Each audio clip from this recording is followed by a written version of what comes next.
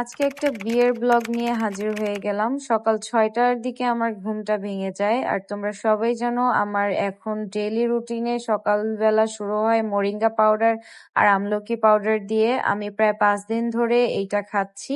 তো আমি অবশ্যই বলেছিলাম তোমাদেরকে রেজাল্ট জানাবো। এটা আসলে শুধু শুধু খেতে তিতা লাগে, তাই আমি লিচুর মধুটা আসলে অর্ডার করে দেই। লিচুর মধুটা দিয়ে খেলে আসলে টুকিটাকি একটু ভালো লাগে, যেহেতু এগুলো একটা অর্গানিক প্রোডাক্ট, গাছের লতা পাতা শিকড়ের থেকে তৈরি। তো সেক্ষেত্রে এগুলো খেতে যে আহামরি ভালো লাগবে ব্যাপারটা তা না। আমি খুব কষ্ট করে নাক বন্ধ করে খাই, শুধু একমাত্র কেমন রেজাল্ট পাই এটা জানার জন্য। আমার যেহেতু অ্যাকনির প্রবলেম আছে, প্লাস সুগারের প্রবলেম আছে, প্লাস গ্যাসের প্রবলেম আছে, এইগুলো খেলে নাকি এই ধরনের প্রবলেম গুলো সলভ হয়। সো এটাই আমি তোমাদের সাথে শেয়ার করব। ফার্স্টে আমি একটা খাওয়ার পর আমার অবস্থা খুবই খারাপ হয়ে যায়, দেন আমি একটু গ্যাপ নিয়ে আরেকটা খাই। সো দেন আমি ভাবলাম যেহেতু সকাল সকাল উঠে গিয়েছি, সো প্রিপারেশন শুরু করে দেই। আমার যেহেতু একনি, তাই আমি একনি প্যাকটা আমার মুখে লাগাচ্ছিলাম। এই ধরনের প্রোডাক্ট গুলো তোমরা পেয়ে যাবা ইস্যু কালেকশন পেজে। আর সকাল সকাল ঘুম থেকে উঠে চুলটা খুব সুন্দর করে আমি আঁচড়ে নেই, যাতে আমার আসলে চুল খোলা রাখতে এমনিতেও ভালো লাগে না, আর চুল খোলা রাখলে আমার একটা প্রবলেমও হয়। সো আধা ঘন্টা পরে প্রায় আমি ফেস প্যাকটা আমার স্কিন থেকে ক্লিন করে ফেলি, খুবই সফট হয়ে যায়। আর ইস্যু কালেকশনের পেজের প্রোডাক্ট আমি অলওয়েজ ইউজ করি। এই সাবানটা স্কিনের জন্য খুবই ভালো, এটাও ইস্যু কালেকশন পেজেই তোমরা পেয়ে যাবা। এটা আমি রেগুলার ইউজ করি, আর এটা স্কিন ব্রাইটেনিং করতে অনেক বেশি হেল্প করে। দেন তারপর প্রায় এভাবে করতে করতে 1 ঘন্টার মতো কেটে যায়। দেন আমি চলে যাই আমলকির গুঁড়োটা খাইতে। ভাই এটা খাইতে বেশি খারাপ লাগে, বিকজ এটা একটু তিতা। সো এটা খাইতে যে ভাই আমার লিটারালি বমি চলে আসে। আমার খুবই খুবই খুবই খারাপ লাগে। সো যারা খেতে পারো না তারা একটু বেশি করে মধু দিয়ে খেও। আমি আশা করি তোমরা ভালো একটা রেজাল্ট পাবা। তবে হ্যাঁ, আমি খাওয়ার পর রিভিউ দেওয়ার পর দেন তোমরা কিনো, কারণ শুধু শুধু এগুলো এত টাকা দিয়ে কিনে পরে ফেলবা, আমি চাই না তোমাদের টাকা ওয়েস্ট হোক। দেন তারপরে চলে যাই স্কিন কেয়ার করার জন্য। সকাল সকাল ঘুম থেকে উঠে মুখ ধোয়ার পর ফ্রেশ লাগে খুবই, দেন আমি স্কিন কেয়ার করতে চলে যাই।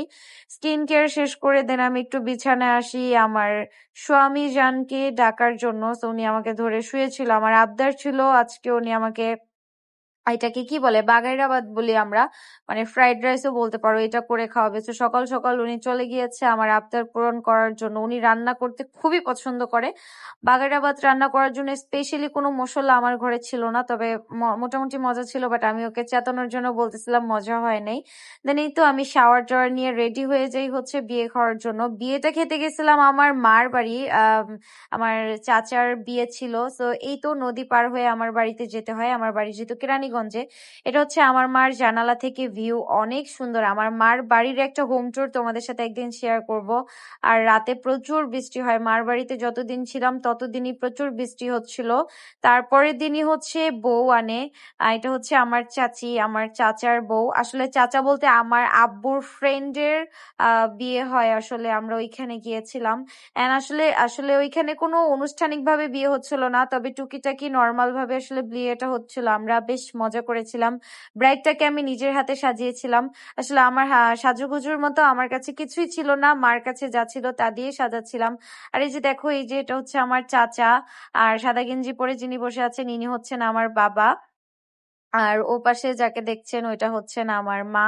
এই তো আমার মানে আমার চাচা কিন্তু আমার বাবাকে খুবই রেসপেক্ট করে, একেবারে মানে কি বলবো, খুবই সম্মান করে। আমার মাকেও অনেক সম্মান করে। তো তারা এখানে আমার বাবাকে মুহ দিখাই যেটাকে বলে, দেখাতে আসছিল। আমার বাবা ঘরে শুয়েছিল। এটা আমার মা। অনেকে আমার মাকে দেখতে চেয়েছিলেন, তো আমি আমার মাকে দেখিয়ে দিলাম। তো বাবাকে দেখার পরে বাবা মুহ দিখাই রসমের মধ্যে আম কি বলে, বউকে সালামি দেয় যেটা, দেন ওইটা আম্মু সালামি দিচ্ছিল। আর এই তো, এই ছিল বিয়ের ব্লগ।